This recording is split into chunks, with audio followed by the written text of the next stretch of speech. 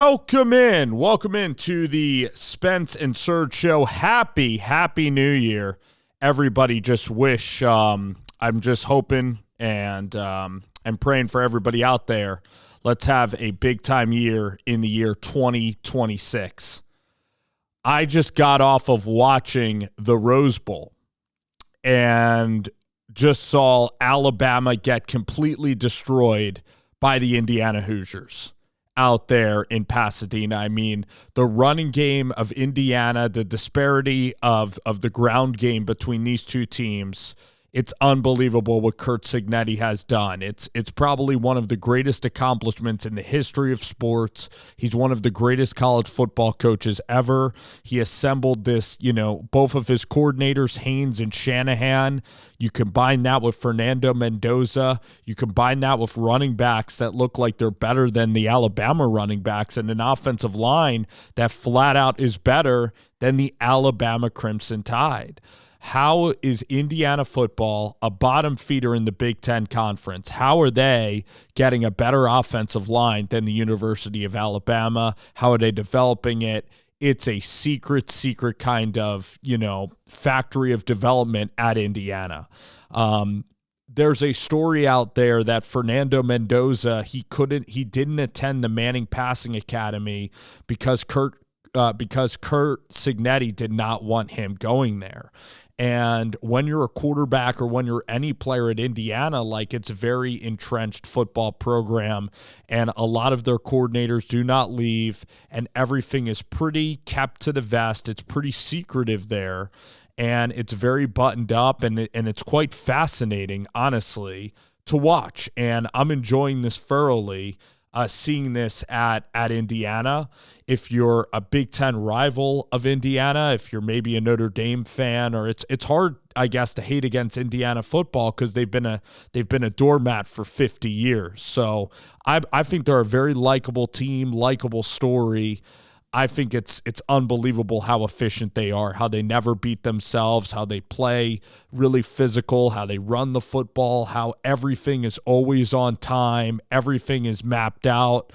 They're really, really hard to beat. They don't freelance a lot in their program. Everything is very disciplined, and on the field, it's the exact same way. There's some teams that have, every team left in this field is pretty organized, but you look at maybe an Ole Miss or Lane Kiffin offense, and that's pretty, artful. It's pretty, it's improv. It's pretty eccentric. You look at some of the great offenses in college football history. Maybe it was Johnny Manziel and Cliff Kingsbury and those style offenses, and they're very different now than the pro-style offenses. And we saw Texas Tech and a young offensive coordinator from, the air raid side of things, Mack Leftwich, and I think Mack has an unbelievable future. I'm a big fan of Mack Leftwich and even a fan of Baron Morton, but today they were outmatched by a Big Ten opponent with great defense. Cignetti has taken these 3-star guys and they're playing like 5 stars, and they could flat out win the whole thing. And for Alabama, I mean, it was a really disappointing showing today.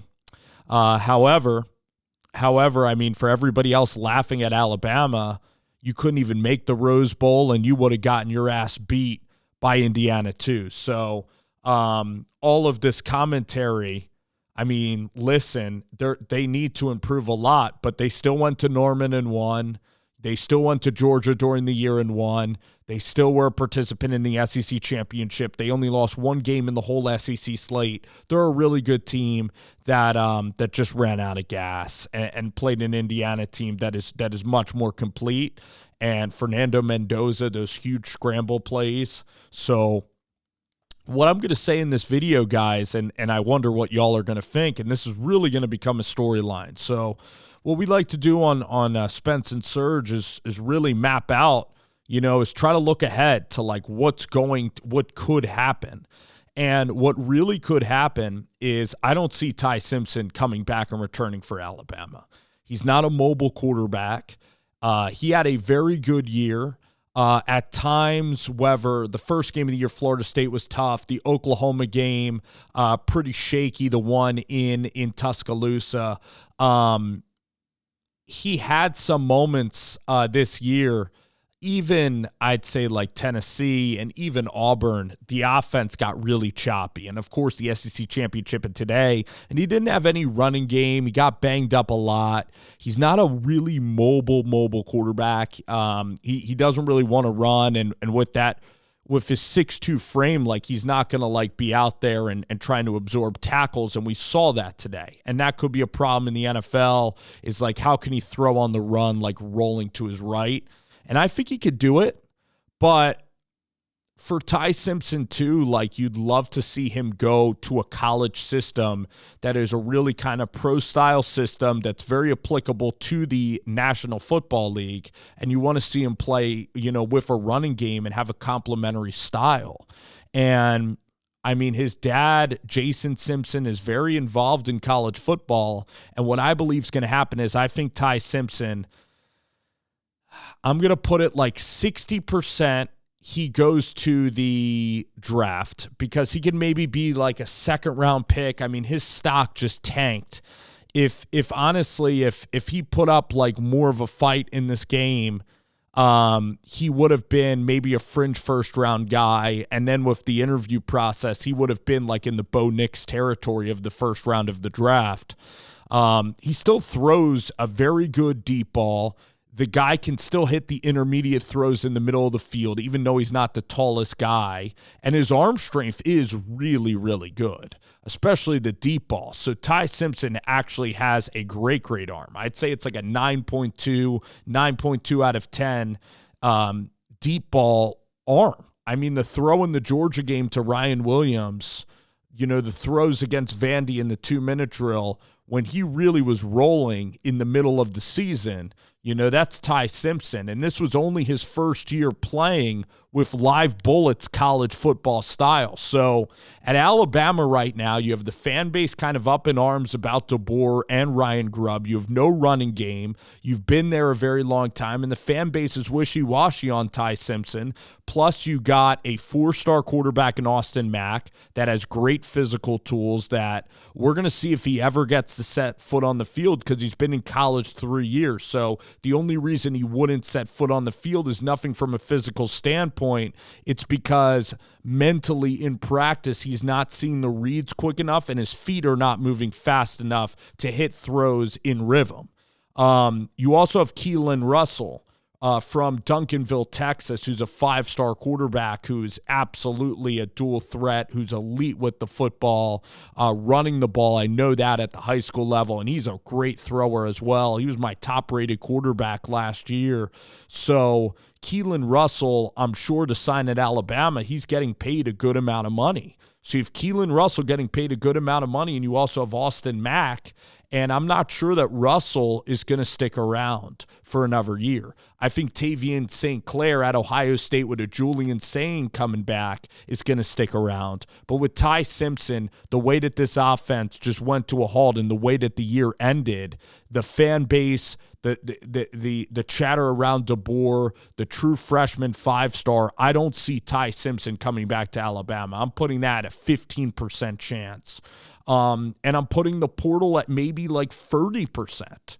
I think Ty Simpson could enter into the portal. Now, I wonder what scheme fit would be good for Ty Simpson. I think Oregon could really be a possibility for Ty. I don't think he really wants to go in the SEC. I think Oregon, you have a offensive coordinator in Drew Maringer. I think you'll run some pro style. You'll work with great wide receivers. I think Oregon can really be a possibility.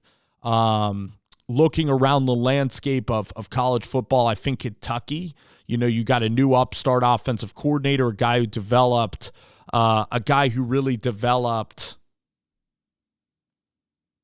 a Bo Nix and Dylan Gabriel and Will Stein. And then you can go west and go out to Tempe and go to Arizona State. And I think that getting around Arroyo and Kenny Dillingham, like that would be a perfect fit. Jake, you could be a quarterback there and then go see Jake Fetty. So I think Ty Simpson, if he puts his hat in the transfer portal ring, I think that's what Ty should do. And he's going to have to react pretty quickly. But I think Keelon Russell, and it's fascinating to see what's going to happen. with Mack and Russell, because now with no spring portal, which I like that there's only one portal, I think you can also see Mack go in the portal too, and it could just be Keelon's show next year at Alabama. All right, so bottom line is that Alabama got absolutely destroyed in this game. I mean, the wear and tear of the SEC caught up to them. Indiana just up front just bullied them. And that's an amazing world that we're in, with the portal, NIL, and really Coach Cignetti and almost this bunker mentality. It's almost this mysterious environment Indiana football is. It's kind of, if you're not a diehard, if you're afraid of Indiana, I understand why. It's almost like a creepy version of football where it's a literal factory, and I'm all about it. I'm all about this. I'm all about this efficient, robotic, just incredible football that's being played in Indiana. And these guys, the way they're wired, like up 38-3, against Alabama, and their minds are like, we should be up 45-3. Like it's insane that Coach Cignetti has got this culture going to the point where these guys don't even take a breath to like realize what they're doing is so bat bleep crazy. They don't understand how crazy and almost like dumb that this would have sounded throughout all of college football history. This is literally like the aliens coming down the earth and seeing Indiana football just pounding Alabama away. And I loved every second of it. I did. I love this kind of parody. I want Alabama fans to have to watch somebody else do what they've done to just about everybody for the past 20 years. So I'm enjoying the heck out of it, man. I mean, this football team, this Indiana team is a machine. And Coach Cignetti, and it's the secret sauce. It's like you go to a great Italian restaurant, and what secret sauce? You taste the best piece of pizza you're ever going to have in like Florence, Italy, and you're like, what is that sauce? And the chef will say it's a secret sauce. And you can't know any of the secret ingredients. And that's kind of what Indiana is like, where you have Coach Cignetti, and then you have this guy, Mike Shanahan and Bryant Haynes. And I also like how these coordinators are not hurrying to get out of there, how they're just so, love being at Indiana and love creating just this football, just nirvana. And that's what you watch with Indiana football. The offensive line play is incredible. The adjustments on defense, the simulated pressures. It's football nirvana. It's just beautiful, beautiful to watch. It's remarkable to see a team execute at this high of a level, and what they did today was fantastic. Now, Alabama has some holes. Oregon and Dan Lanning, they have an unbelievable staff. They totally outstaffed Texas Tech today, and those young coaches over there with the coordinators. Oregon has great talent. Wilson Love and the strength staff at Oregon is unbelievable. Like the amount of talent that they have from a physical standpoint and also a mental standpoint. You got Brandon Finney, the corners, insane, and all their guys showed up today for Oregon. So, what a day in college football. Will Ty Simpson transfer? What's going on with DeBoer? I'm sure that there's going to be Michigan and DeBoer jokes now, 1,000%. And after that beatdown, like, would you even want Kyle Whittingham or Kalen DeBoer? That's almost the price you pay for continuing to win. Like, if they went out against Oklahoma and lost by 3, this was a splattering on national television. They still got deep in the playoffs. It was the price of, ironically, getting to the Final 8 for Alabama. So they just need work to really build the lines of scrimmages, and are they going to do that? Are they going to commit to kind of running the football and being balanced? Because Ryan Grubb in Seattle, too, with the Seahawks, kind of pass happy. And can Kalen and Ryan get a ground game going at Alabama? It's a crazy question. Can Alabama run the football? But that's where we're at.